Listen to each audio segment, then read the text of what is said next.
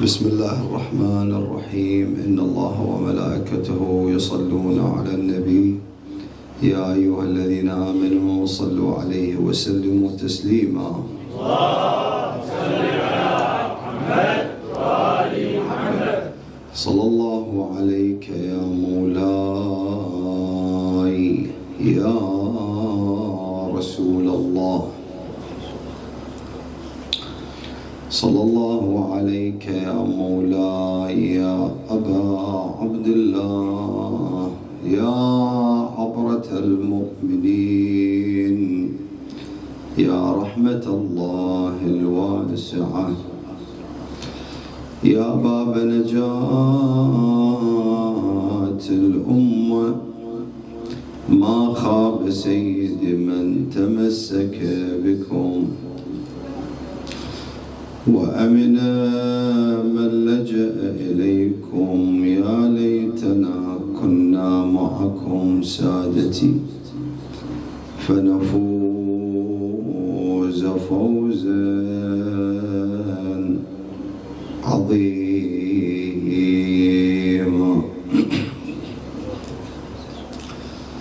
يا ابن الوصي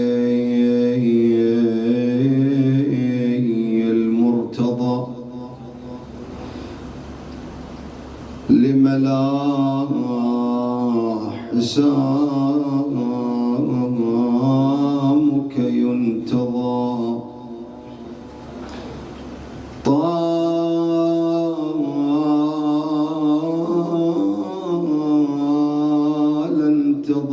انتظارك سيدي نهوا. طال انتظارك يا ابو صالح. طال انتظارك سيدي نهوا. فقد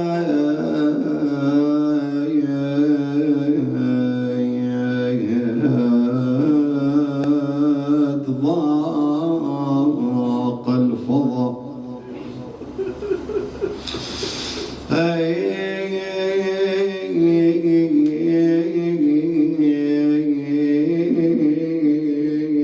حاشاك لست أقول عن ثارات جدك معرضا. ما الصبر يا ابن المرتضى. ما الصبر يا ابن المرتضى.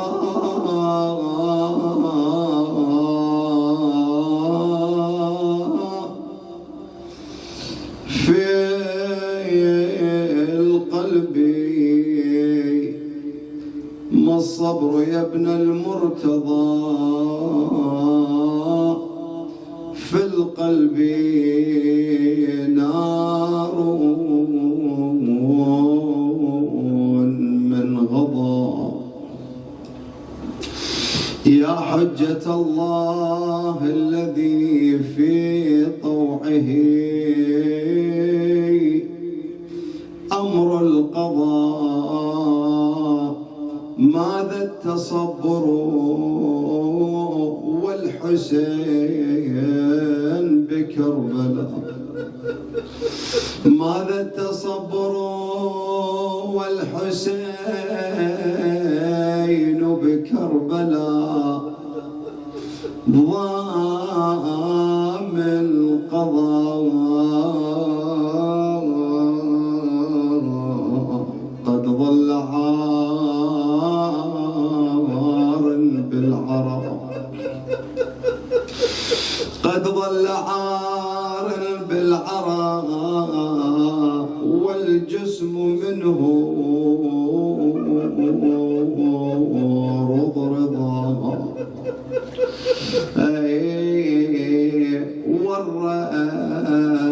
والرأس منه بالقنا.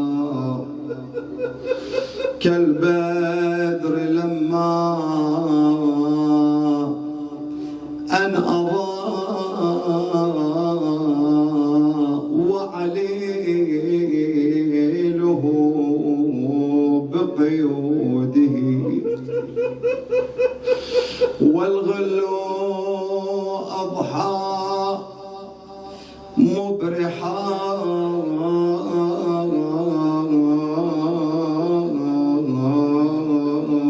المصيبة وين هنا؟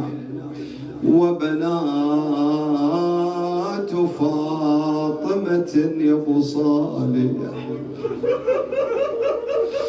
وبنات فاطمة بها ضعن الأعادي قوضا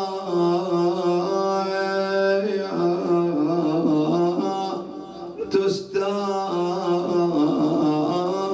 ضربا بالسياط، تستاق ضربا بالسياط متى دعت الموت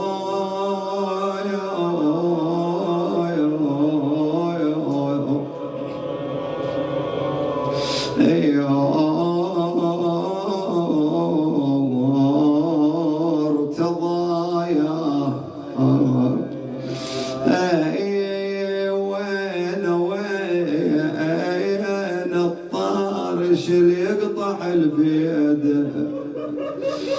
ياخذ معصب وكتاب بيده يصل والدي وعلي يحيده،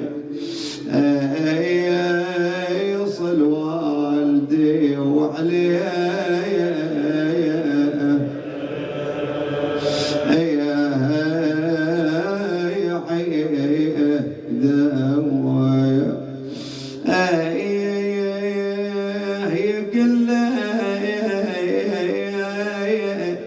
يا علي زينب وحيدة،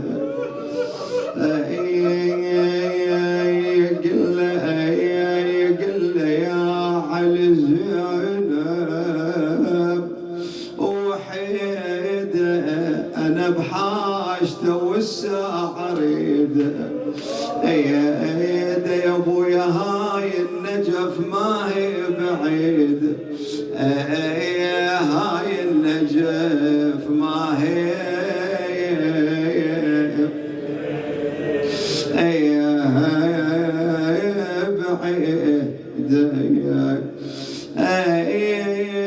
عندك يا علي بعيد الدربايا توصل للنخاك وتحضر بساعة، يا ابويا حاشة تعيجك القاع، انا رتيك تجب هالليل فزايا باكر بناتك يرحل ضياء، باكر بناتك يرحني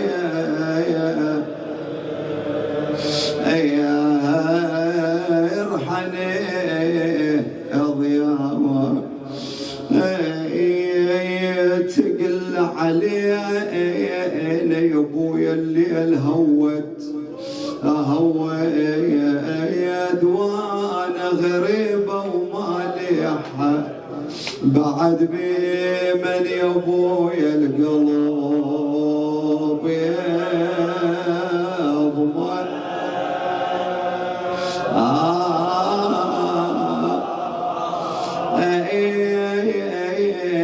علينا يا ابويا كلكل الليل، يا ابويا دارت علينا الزليم والخير،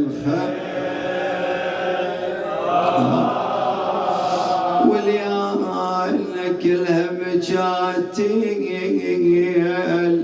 عباس مرم بغير تغسيل، والحسين بمثله وتمثيل، الصبح ناوي الحادي شيل، انا ما اعرف لعد رجب المحال، والله واحد يرد على الثاني يا الله، تقل يا رحمتي الباري وقدرته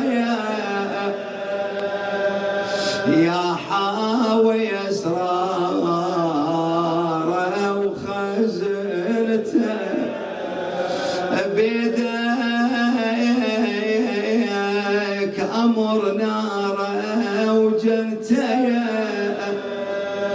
وجت في النبي أبويا صعدته عتبه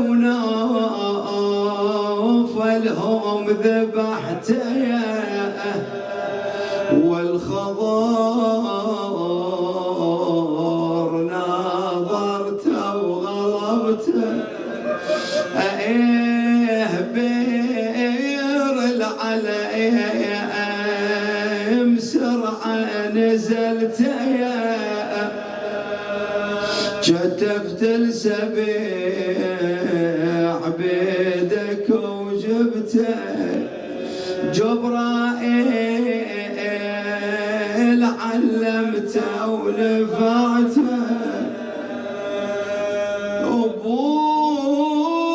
أبويا بس يوم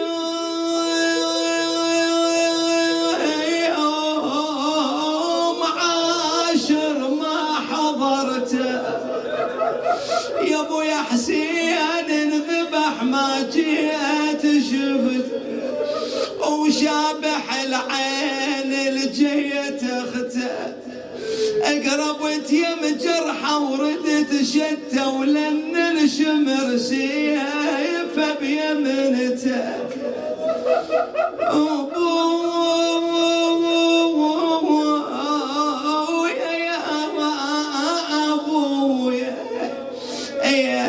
يا ابويا ذبع له وجهه وحز ركبته والنئه يا ظالم لا تحز الراس والنئه برخه لما يبطل حزين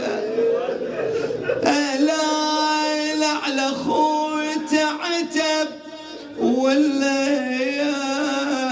عتب للبلغر يلحق علي عتب للبلغر يلحق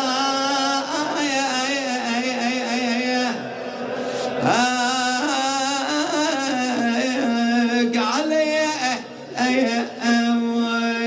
لا حول ولا قوة إلا بالله العلي العظيم. مجلسنا المبارك هو بذكر الإمام محمد الجواد عليه أفضل الصلاة والسلام. الإمام الجواد ولد في سنة 195 للهجرة انولد الإمام، واستشهد الإمام سنة 220، يعني يكون العمر اللي عاشه أو 230 يكون العمر اللي عاشه الإمام بأبي وأمي 25 عام. عاش الإمام سلام الله 25 سنة.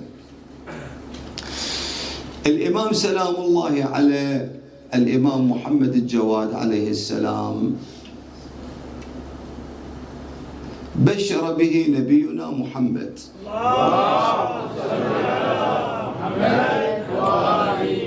وذلك حينما أشار في رواية خاصة.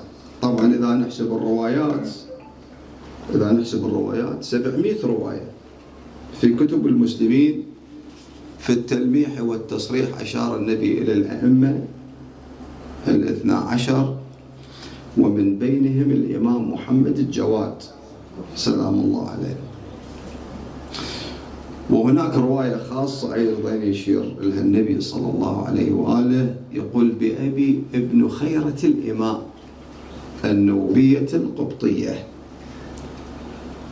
وهذه إشارة إلى أم الإمام الجواد، فهي من منطقة اسمها النوبة، وهذه بين مصر والسودان المنطقة، ويرجع نسبها إلى أهل بيت ماريا زوجة النبي صلى الله عليه وآله، وهي الوحيدة اللي يشير لها النبي يرجع لها بهذه الخصوصية.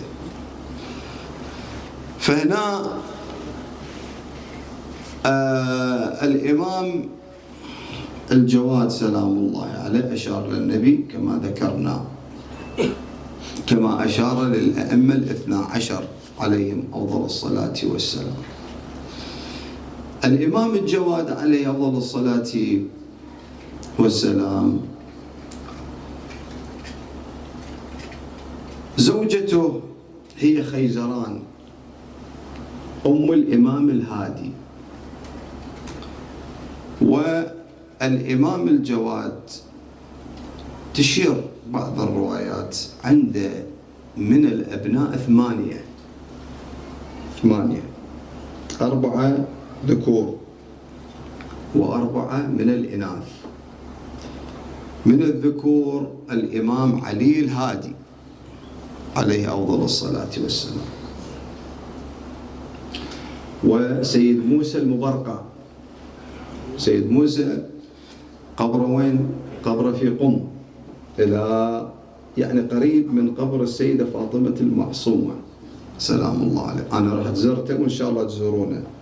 باب حوائج. أي نعم، واقعا باب من أبواب الحوائج هذا السيد. وإلى قصة هذا السيد يقول من وصل القوم، طبعا هم اليوم ليش راح؟ لأن صار ضايقوا عليهم بني العباس، فأخذ العلويات بنات رسول الله وطلع.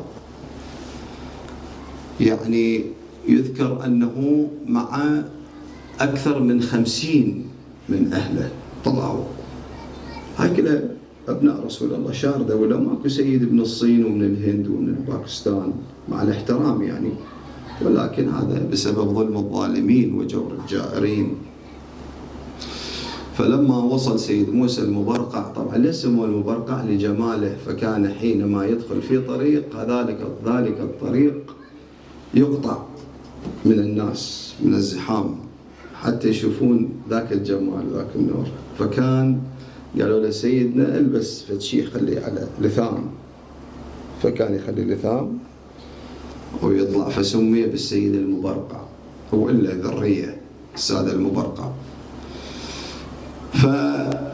فتوجه إلى قم فلم يستقبله والي قم، فخرج من قم إلى منطقة أخرى، هذا يسوون بها الورد،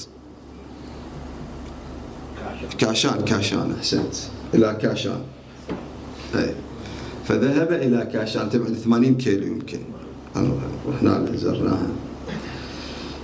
فهناك يقول فاستقبله والي كاشان أعظم استقبال، وأفرد له دار ومزرعة. يقول فحلت الخيرات والبركات في تلك المنطقة، في منطقة كاشان. فوصلت الأخبار إلى والي قم، فتندم والي قم، فشكل وفد وراح للسيد. دخل على والي كاشان قال له ايش عندك جايني؟ شو تريد؟ والي كاشان شنو مطلبك؟ قال له اريد منك السيد تعطيني اياه، انا قصرت بخدمته، قصرت بحقه، فاني نادم على هذا الموقف، وجزاه الله خير كرامة لرسول الله. وانا نادم على هذا الموقف، فاني اريد السيد. قال له ما اعطيك السيد. فأخذ يتضرع ويتوسل إلى أن بعد السيد الدخل قال له ما يخالف، أنا أطلب منك يا قم، أنت ما قصرت. فرجع بي إلى قم وأكرمه أحسن تكريم، أكرم سوى، وعاش هناك وتوفى في قم، وقبره موجود في قم مع 45 من بنات فاطمة الزهراء. نعم قبره هناك، أي في قم موجود هناك قبورهم. إن شاء الله تروحون تزورون، اسألوا عن سيد موسى المبرقع وزوروه لما تروحون تزورون السيدة فاطمة المعصومة الذي قال عنها الإمام الرضا سلام الله عليه من زار أختي فاطمة المعصومة كان كمن زارني. اللي يزور فاطمة أي نعم، اللهم صل على فإلها مكانة عظيمة. فسيد موسى المبرقع. وكذلك للإمام الجواد ولد اسمه محمد، ويذكر أن له ولد اسمه الحسن. هذول ايش كثر صاروا؟ 4 أولاد، وله 4 بنات. بناته هي أكبرهن حكيمة بنت الإمام الجواد سلام الله عليه، وكذلك عنده بنت اسمها فاطمة، وكذلك الإمام سلام الله عليه عنده بنتا اسمها أمامة حكيمة، وفاطمة وأمامة، وله بنتا اسمها خديجة. هذين 4 بنات يذكر في كتب السير، هذا ما مذكور. فالإمام الجواد عليه أفضل الصلاة والسلام له مكانة عظيمة وكبيرة، وله معاجز ومقامات نعم وكرامات. يقول لقي من معاجز الإمام الجواد سلام الله عليه، الإمام الجواد لقيه ابن أكثم، كان يزور قبر النبي الإمام، كان بيده عصا، فلقيه ابن أكثم،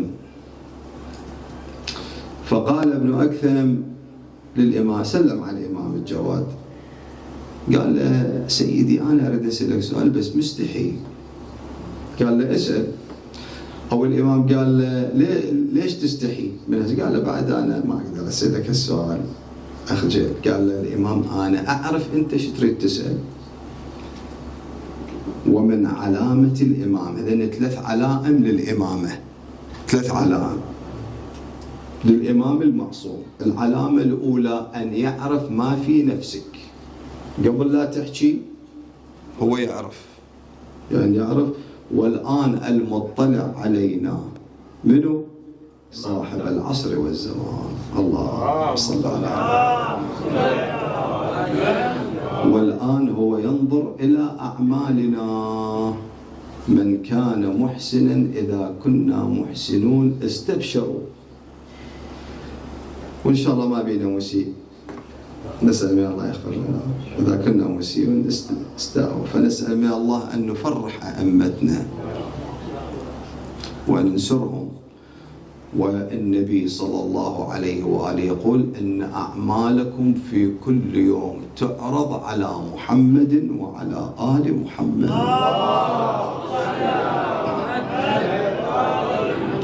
تعرض هاي الأعمال أيبا تعرض.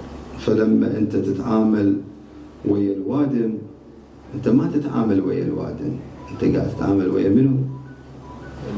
ويا الله، ويا رسول الله، ويا الأئمة، واحد. فأنت لما تتعامل هنا، هاي المعاملة هي سر التوفيق. فالإنسان لما يكذب على الوادم ما يكذب على الوادم، يكذب عليه من؟ كذب على الله. انت ما تتعامل لما يريد يسوي له فتنه ما يسوي فتنه على الوادي، يريد يمكر على الله. فحرب هاي الاعمال المزينه مو حرب على الوادم، هاي حرب على منو؟ على الله. فدير بالك من تقطع ارحامك، يعني قاعد تقطع الله. هيجي شوف اخوانك الناس يصلي ولكنه ملعون، هو يصلي صلاته صحيحة، صومه صحيح، ولكنه قراءته صحيحة ولكنه ملعون. الله يا عمي أصلي وملعون؟ نعم يصلي ولكنه ملعون.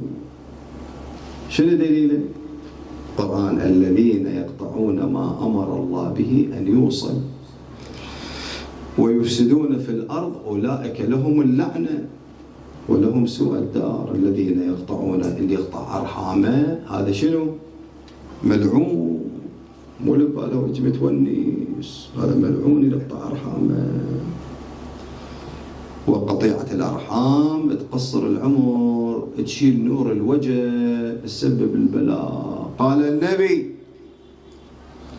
صلى الله عليه وآله: ألا فمن أراد منكم أن الله يطيل في عمره ويوسع في رزقه وينمي عدده فليصل رحمه. حتى لو قاطعوك أرحامك حرام عليك تقاطعهم، ما يجوز. فهنا يا أخواني، وأول الرحم أول الرحم اللي الله أمرك أن تواصله هم محمد وآل محمد. زين. فهنا يا أعزائي الكرام الطيبون، فالإمام الجواد سلام الله عليه اجى هذا قال له سيدي، طبعا خليني أبين لكم أول شرط للإمامة شنو هو؟ أول شرط أن يعلم ما في نفسك. الشرط الثاني للإمامة شنو؟ أن يجيب عن كل مسألة يسأل عنها بدون تردد، يجاوب. ولذلك يشير الشيخ المفيد رحمة الله عليه يقول: وسئل الإمام محمد الجواد سلام الله عليه في مجلس واحد عن 30,000 مسألة فأجاب. صلى الله عليه وسلم. مطهرون نقيات ثيابهم تجري الصلاة عليهم كلما ذكروا. من لم يكن علويا حين تنسبه ما له في قديم الدهر مفتخر. الله لما ذرى خلقا فأتقنه صفاكم واصطفاكم أيها الغرر. أنتم الملأ الأعلى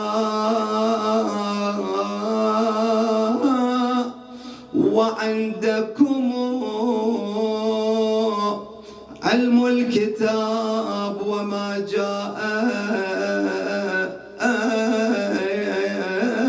به السور.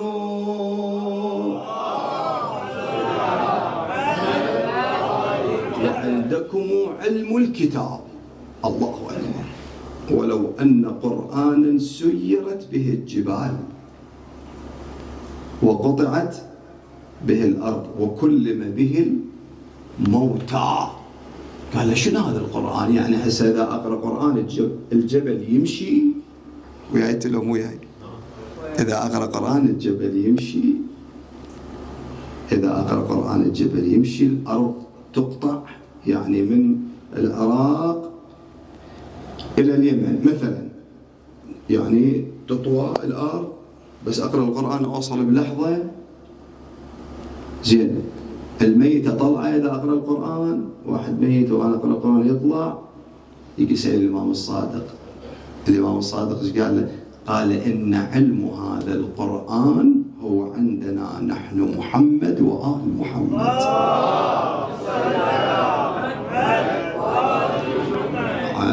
أهل البيت. وأن يسأل عن ما يجيب، وأن يسأل أو أن يجيب عن كل ما يسأل. والثالثة إشارة أبيه عليه، العلامة الثالثة للإمام. فقال له سيدي أريد أسألك بس مستحي. الإمام قال له أنا أدري شنو بنفسك، شنو تريد تسأل؟ قال له سيدي شنو بنفسي؟ قال أنت تريد تسأل عن من هو الإمام في هذا الزمان؟ قال له نعم والله هذا السؤال اللي أريد أسأله ومستحي منك. هو سيدي ومولاي محمد بن علي الجواد.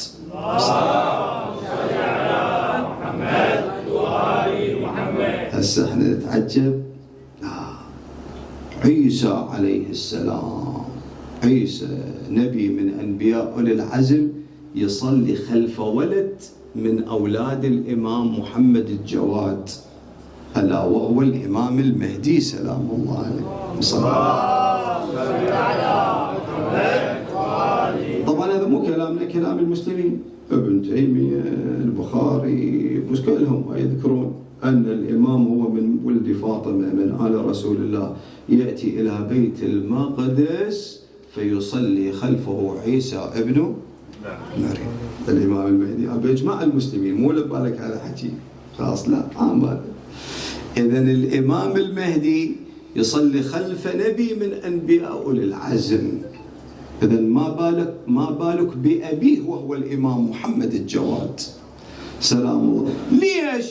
والله أذكر هالكلام شوية ما أطيل عليكم حتى لا أزاحمكم بالوقت، ولو أنا أستحي لما أقعد بمأتم الحسين أقول للوادم أزاحمكم، لأن إحنا نجلس بمجلس تجلس به فاطمة الزهراء سلام الله ورسول الله وأهل البيت. هذا المجلس القاعد به مو لبالك قراية وتحسب وقت، لا، أنت قاعد بمأتم ملؤه أنفاس محمد وآل محمد. أسألك بالله سؤال، لو أنك تنظر إلى عين اليقين، مو حكي والله قراية وبعد شوية وروح لهذا روتين، هذا الروتين اطلع منه، إذا ما طلعت منه تتمرض واقعا. أنت إذا هذا عندك عين اليقين ومؤمن به، أسألك بالله سؤال، هم تمل من مجلس قاعد به رسول الله محمد؟ ما تمل بالله، هاي عافية قاعدة ظهرك يوجعك عافية، تسهر عافية خير. أذكر السيد الوالد الله يقدس روحه الطاهرة، أي والله، قالوا له سيد ساعتين تقرأ، ساعتين ونص مرات، ولا بس ما أريد نسوي ساعتين أقول لك يعني. فيجاوب ويقول يا أبويا إذا خلصت القراية وين نروح؟ اي والله كذا، إذا خلصت القراية وين نروح؟ خلينا متونسين قاعدين ويا الزهرة ويا أهل البيت ويا الحسن، وكلامنا شنو؟ كله خير كله نور. قال رسول الله، قال أمير المؤمنين، قال الصادق، قال الباقر، قال الكاظم. حكي هذا عمي، هذا عافية هذا هاي واحد من أبدا. الحمد لله الذي هدانا لهذا وما كنا لنهتدي لولا أن هدانا الله. فهنا يا أعزائي الكرام الأطياب، ما أطيل عليكم، ولكن هالكلمات على حب الإمام الجواد عليه أفضل الصلاة والسلام.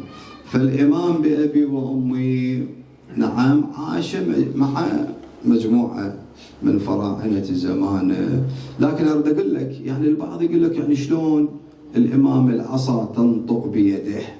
أهل البيت سلام الله عليهم هم أعظم من الأنبياء إلا نبينا.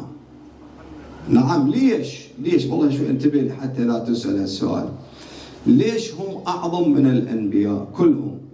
يعني خل أعطيك فضل شوية، انتبه لي. الإمام الكاظم شو يقول لو أن عيسى وموسى جلسا في مجلسي هذا وسألاني، لو عيسى وموسى الأنبياء عليهم السلام جلسا في مجلسي هذا عيسى وموسى وسألاني لأجبتهما، ولو سألتهما لما أجابا، ما يجاوبون. ليش؟ هنا الإمام الباقر يقول نحن أهل البيت توارثنا التمام والكمال منذ أنزل الله اليوم أكملت لكم دينكم وأتممت عليكم ورضيت لكم الإسلام دينا. زين، ليش هم أعظم؟ لا يصل لهم نبي ولا وصي نبي سلام الله عليهم. لماذا؟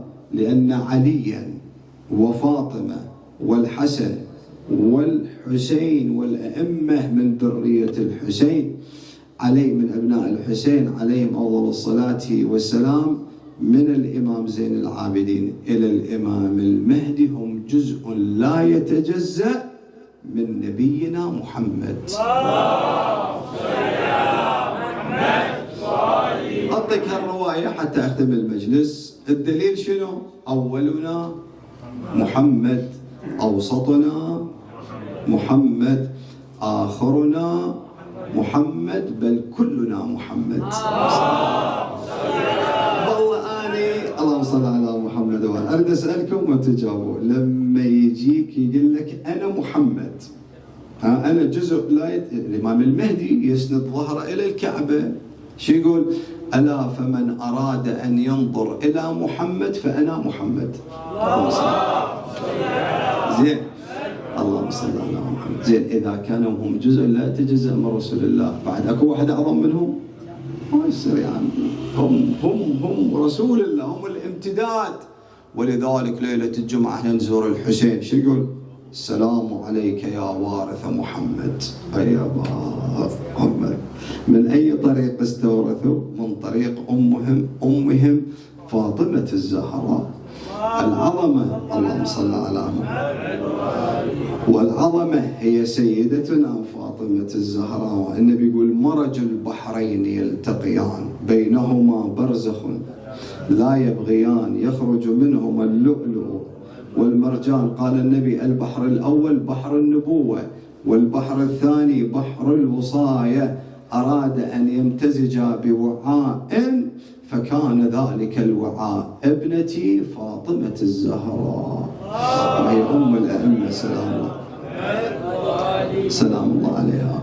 نعم أيها الأخوة، فالإمام الجواد يقول حينما ولد استبشر به الإمام الرضا سلام الله عليه، وقال ولد المولود المبارك الذي لم يولد مثله مولودا أكبر بركة أو أكثر بركة على شيعتنا. هذا المولود المبارك اللي كان الإمام الرضا يبشر به لا تمضي الليالي والأيام حتى يرزقني الله بمولود مبارك. ولكن رأى هذا الإمام العظيم الإمام الجواد بعينه مصائب ومحن، ومن ضمن من رأى أباه الإمام الرضا يتقلب بالسوء، أثر ذلك السوء الذي سقي به الإمام من قبل المأمون العباسي. بعشر أكمل لك سيرة الإمام الجواد سلام الله عليه وكلمات الإمام الجواد، وصايا الإمام الجواد لنا. نسأل من الله أن يوفقنا لأن نحيي الليلة القادمة ليلة استشهاد الإمام سلام الله عليه، إن شاء الله نتوفق نحييها. حضوركم إن شاء الله والمؤمنين. يقول إذا دهتك الرزايا والدهر عيشك نكت فلذ بباب الحوائج موسى وبالجواد محمد. نعم، يقول أبو الصلت بينما أنا كذلك وإذا بشاب يدخل علينا ما عرفته فأسره الإمام الرضا قال إلي يا بني إلي، واحتضنه وأخذ يناجيه طويلا. بعد ذلك قضى نحب الإمام الرضا. اي والله ودنا نون على الإمام الرضا سلام الله عليه اليوم، وباكر على الجواد، اليوم على أبي الرضا. اي والله بهالأبيات وواحد يرد على الثاني. يلتذكر غريب بطوس أحزن والدمع حيله، مشرد عن بلاد البيه ما هبط للوحي وتنزيل، ما هبط للوحي والتنزيل مسكن عزهم بطيبه.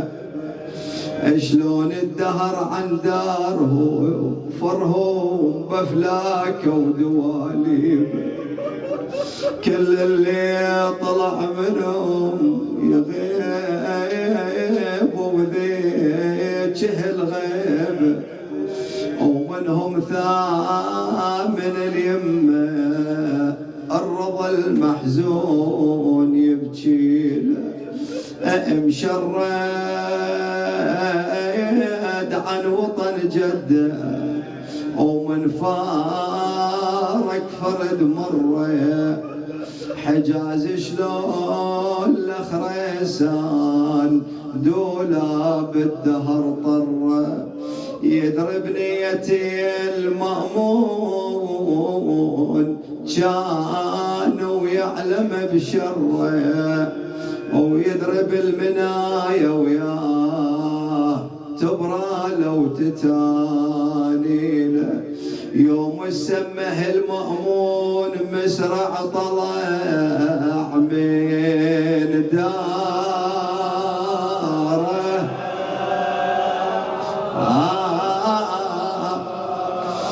تصبر على بلوال بها الضيع كل شاره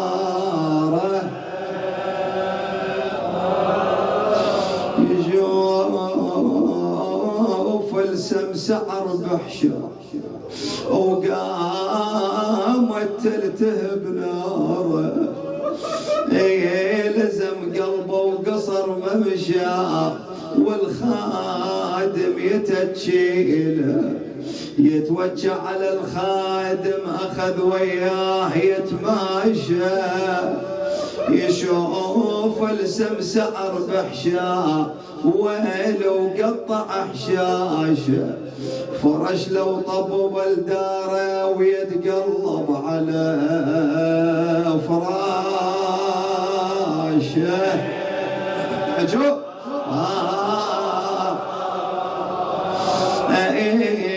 ولا واحد من أهل بيته حضر عنده ويتجيل ما شاف من أهل بيته ولا من شجرة القرب ما شاف من أهل بيته ولا بقرا وياي وين ما تسمعني ما شاف من أهل بيته ولا من شجرة القرب غريب يعالج بروحه غريب يعالج بروحه وحار السيم مرض قلبه ابكي على الغريب المات ذاك بديرة الغربة والله ابكي على الغريب المات ذاك بديرة الغربة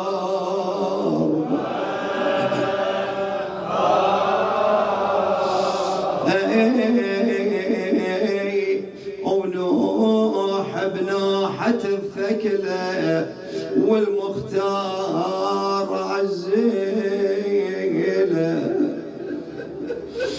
جود وجد على امامك وابكي الغربة وبعده طريق جبال مرة نزول مرة الثانية الصعده الهادي و12 معصوم من طلق الفرد عاده امان الخايف امان الزاير من النار واكبر ذنب يمحيله وياي لكن يا الوصول البيك كل غربه ومصاب ويهون الله شلون لكن يا الأصول البيك كل غربة ومصاب ويهون عنده مصاب جد حسين كل مصاب منه ودون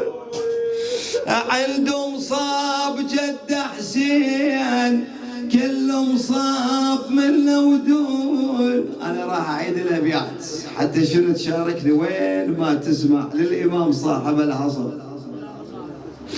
لكن يا الأصول بيك كل غربة ومصاب يهون عنده مصاب جد حسين كل مصاب منه ودون. كل جيل اللي يجيب حزنه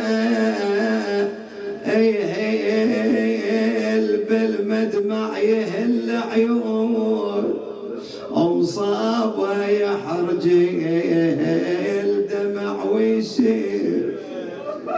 لا يا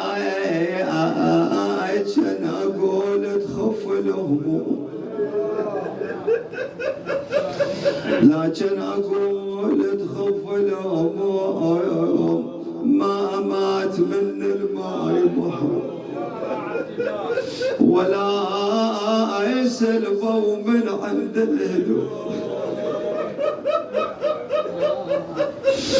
الهدوء على صدره القوم. أولاه يا ابو اليمه رحم الله من نادى وإمام وحسين. أوينا يا ابو اليمه يا مظلوم عقب انسبت زينب وجلد. مصيبتك عظيمه سيدي، لكن عيالك بحجابهم وبخدرهم. أما عمتك زينب بعد مصرع الحسين نادى ابن سعد بهذا النداء يصيحون زينب طلعوها طلعوها طلعوها وحرقوا قلبها برأس اخوه. لو بجت بالصوت ضربوها سبوا الزكية وشتموها. صاح طلعت الولينة دورته مذبوح بالحومة لقيت. قعدت يمه وعاتبيته المثلك شلون يعوف بيت.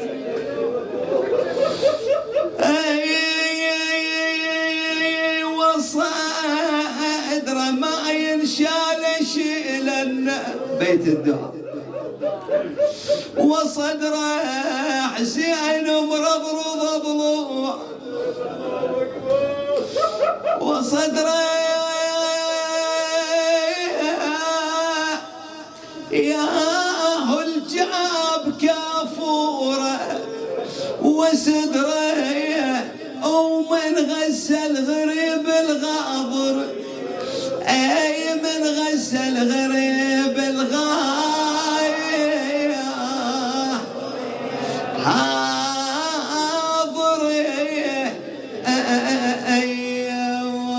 أنعم جوابا يا حسين أما ترى يا الله إلهي بوجه الزهراء اكفنا العلل والأمراض وشر الدنيا وبلاء الآخرة. أما يجيب المضطر إذا دعاه ويكشف السوء. أما يجيب المضطر إذا دعاه ويكشف السوء. أما يجيب المضطر إذا دعاه ويكشف السوء.